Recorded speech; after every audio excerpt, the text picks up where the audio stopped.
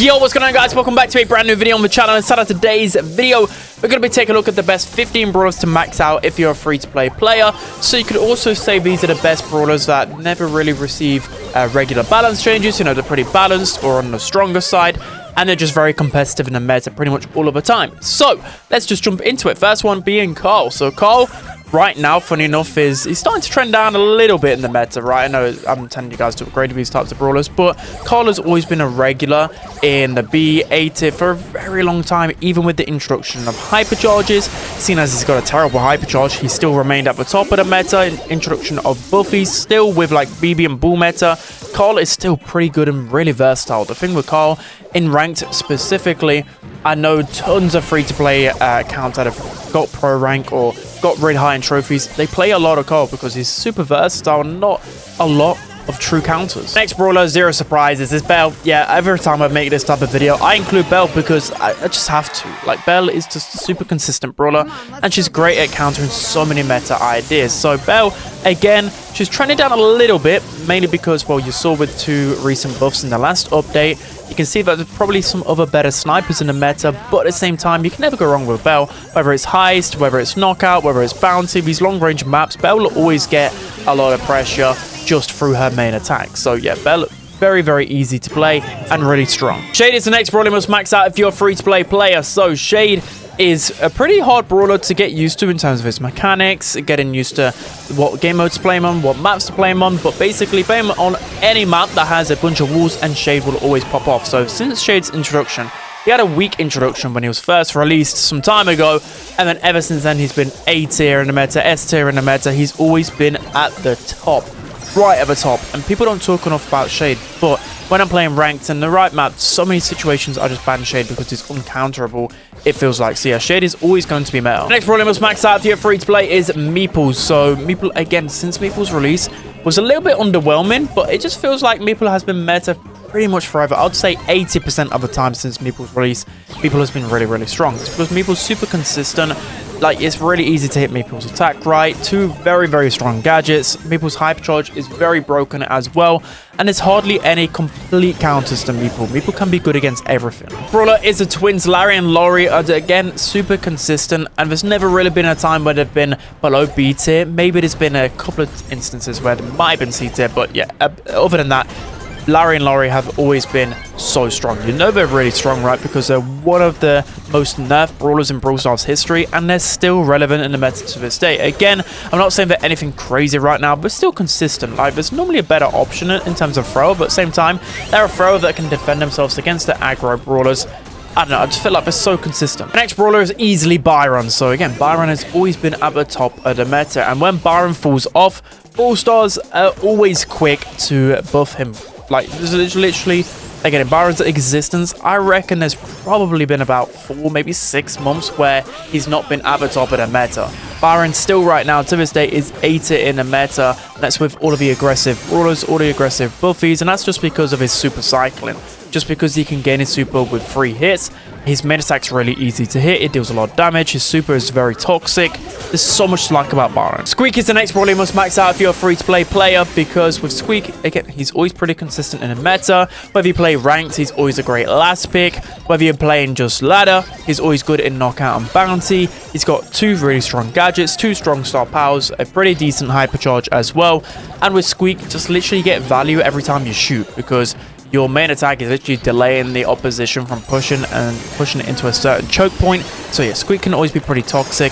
Bad players don't really know how to counter him and deal with him, so I feel like he'll forever be good no matter what trophy range or skill level you're at. Gray is the next brawler you must max out. So Gray, again, this ultra consistent brawler. There is never in literally the history of Gray where there's never been a moment where he's been below the B tier. He's always been at the top of the meta. Sometimes he just randomly becomes like an A tier, maybe even close to S tier brawler, depending on who he synergizes well with. But right now, Gray is still pretty strong. I mean, there's good counters to his Gray cheese strategies right now with chest, loot, etc. But still, he's really strong in knockout and bounty with the walking cane gadget. I feel like he'll forever be meta, just literally because he gets a mini gene pool with a click of a button. He's the next brawler who I believe is great to max out as a free-to-play player. Again, because of Lily's consistency at the top of the meta.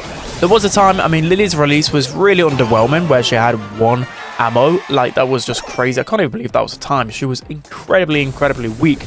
But since then, since the rework, she's always been at the top. So I probably believe once she receives a buffy, she might get worse because Vanish Gadget is obviously going to get reworked. Maybe it's not. We'll have to wait and see. But yeah, because of the Vanish Gadget, it's literally the sole thing you need with Lily. Everything else is just a bonus. Just a Vanish Gadget makes Lily completely broken. The next brawler you must look to max out if you're a free-to-play player has to be Mo. So Mo was really broken upon release, and then it feels like he dropped top down a little bit. But right now, he's just this ultra consistent, underrated brawler where inside of Brawl Ball, inside of Gem Grab, these two game modes in particular, he can be a really strong asset. His super is really strong, but it's all about his hypercharge. Mo is one of the few brawlers in the game, I believe, where the hypercharge is still pretty broken.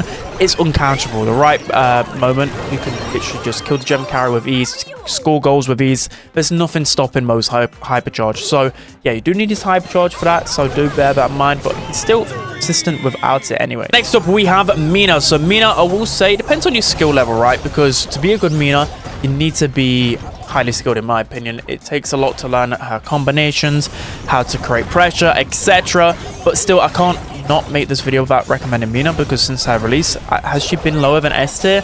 I don't think she has. So she's like the perfect brawler to max out, because depending on how good of a player you are, makes Mina better, if that makes sense. So the pros literally consistently playing a lot of Mina, so I think she'll be good literally forever. It's kind of like a Kenji thing, right? Because again, it just matters about how you can combination. You know, her super's really strong. Her last attack can deal so much damage. She can be used in multiple situations because you got the windmill gadget, which is still pretty broken. There's so much to like about her. Next brawler you must look to max out has to be Glowy, whatever you want to call him. Okay, just call him whatever you want right now. So yeah, Glowy is a really strong brawler. Again, I told you he was S tier, and now everyone is coming to their senses. I'll say this every single time that I mention Glowy, because it's true. Glowy is so toxic. I feel like you can't counter him. Other than Crow, there's hardly any counters. All you gotta do is pick Glowy, pick a wall breaker, and it's pretty much GG at that point, because he's just overwhelming with his heals. So in terms of how they'll nerf him, I don't think he'll be enough, because I still think just his pure mechanic is really broken. So yeah, I think he'll be top of the meta for a long time. This brawler should max out is Crow. So I know what you're thinking straight away. Well, Crow is a buffy brawler. Oh my god, how can I max him out as a free-to-play player? I get one buffy every 5 months. No, Crow is still good without his buffy, guys. His buffies are nice additions to his kit, but literally, I feel like Crow without buffies is still S tier, which is just crazy to say. One, because there is a bug, or I don't know whether it's intended. His projectile speed with his main attack was increased with the last update, but still, I feel like both star powers are just good anyways. His buffies on star power gadgets, and I mean, hypercharge is pretty nice, but other than that, they're just okay. Like, you can definitely use his gadgets and star powers without buffies. He's been like S tier or A tier in the meta for a very long time as well. So he's the easiest brawler to max out. The next brawler you must max out if you're free to play has to be Amber. So Amber, again, is literally the queen of consistency when you think about it. She's always been A tier in the meta, B tier in the meta, S tier in the meta. And do they change anything about her? No, it's just because she has a broken mechanic. You think about it, right? Like, she has near enough, not unlimited ammo, but you get within her distance. She's so toxic. Remember Amber on release? People don't talk about how strong Amber was when she was first released. She was completely broken. Like, people mention Rosa, Larry, and Laurie, but don't remember Amber, because you think about it now, still to this day, Amber mechanically is so strong, and she's been forever meta, literally since her introduction years and years ago. So yeah, she's an obvious max out. Next brawler on the list has to be Kenji. So again, Kenji, since his release, has been an ultra consistent brawler. There's been no time where I've placed him, I believe, lower than B tier, maybe once in a C tier, and even then I probably got my judgment wrong on him, because Kenji, again, it's all about how good of a player you are. He can always get pressure just because he's basically, well, not a better version of Mortis. It's a bit different version of Mortis, but I feel like he can get pressure easier with Kenji. But there's so many great matchups with him. His super is still really strong. He's still got a pretty decent hypercharge. His gadget is strong. His star power is strong. Kenji's just strong. Life heal with your attacks is a very good ability. So that's going to be it for today's video, guys. Let me know whether I've missed any brawlers in the comment section below. Again, I've tried to bear in mind brawlers without buffies, brawlers that are consistent, you know, without hypercharge, and just overall have been really strong in the meta for a long time. So I feel like if you max these brawlers out, you've always got decent brawlers to go no matter the meta in ranked or just overall in the game. Anyways, that's going to be it. I hope you guys enjoyed. Don't forget to like, comment, and subscribe, and I'll see you guys next time.